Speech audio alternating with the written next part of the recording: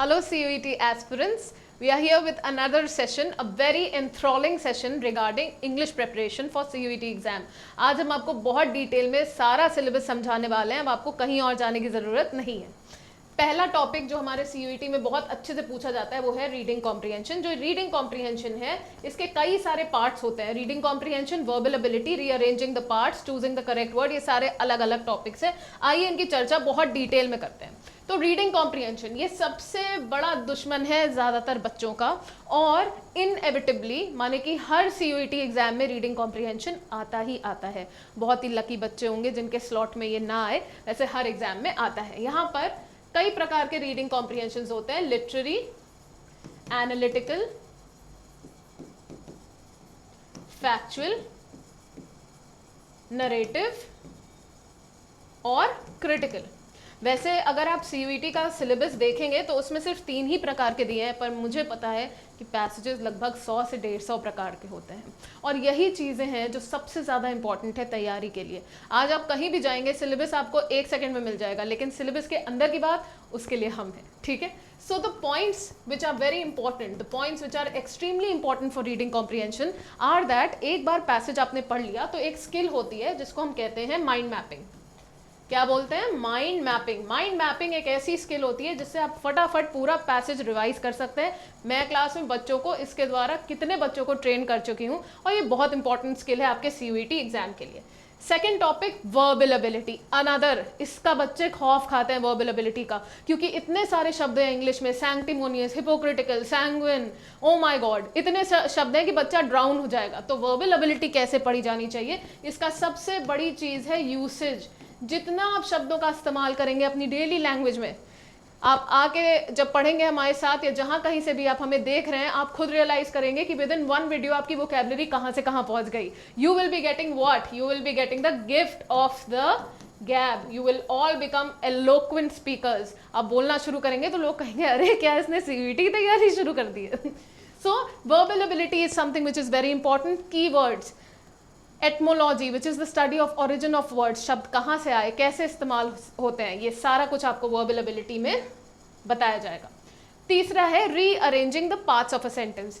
यहाँ पर आपको बहुत यूज आएगी grammar and it's rules. it's going to become very important. Certain very important topics which have been asked from this section are subject verb agreement.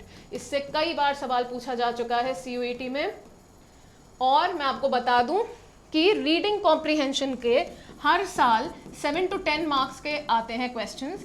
Verbal ability जो है वो पूरे paper में आपके 10 से 12 मार्क्स आते हैं डायरेक्टली और इनडायरेक्टली, और rearranging the sentence again 10 to 12 marks from this particular section. तो ये जो तीनों प्राइमरी सेक्शंस हैं इनको you can not afford to miss, and there are lots of tips and tricks involve पर सेक्शन ऑन दीज टॉपिक्स।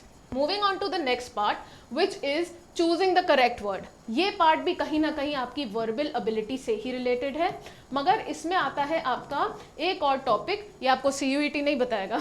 एक और topic आता है जो है क्लोज टेस्ट। क्या होता है ये cloze test? What is cloze test all about? शायद आप में से कुछ बच्चे पहली बार इसका नाम सुन रहे होंगे। क्लोज टेस्ट है जैसे ये पूरा सेंटेंस लिखा है एकदम से ब्लैंक आ जाएगा, फिर पूरा सेंटेंस लिखा है ब्लैंक आ जाएगा, और ऐसे करके पूरा पैराग्राफ है, और ये ब्लैंक्स भी अपने आपस में लिंक्ड है। Next topic that we are going to go on to is synonyms and antonyms. तो काला सफेद तो सबको पता है, but do you know the meaning of mellifluous is to dulcet is to desynchrony? क्या आपको इन तीनों शब्दों के बीच का रिश्ता पता है? मैं बताती हूँ। mellifluous और dulcet synonyms हैं, dulcet और desynchrony antonyms हैं। यही पढ़ना है हमको CUET के लिए।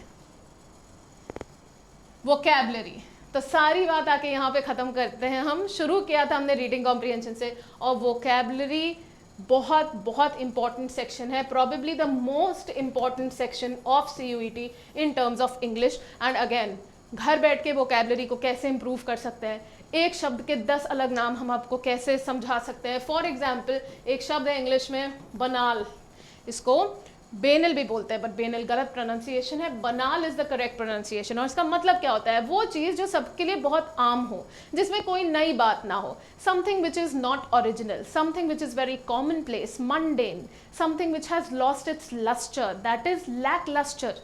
ऐसी बहुत सारे वर्ड्स इससे रिलेटेड है, हैकने, डल, ड्रे रीड, ये सब आपको पढ़ाया जाएगा बहुत डिटेल में, डोंट वरी।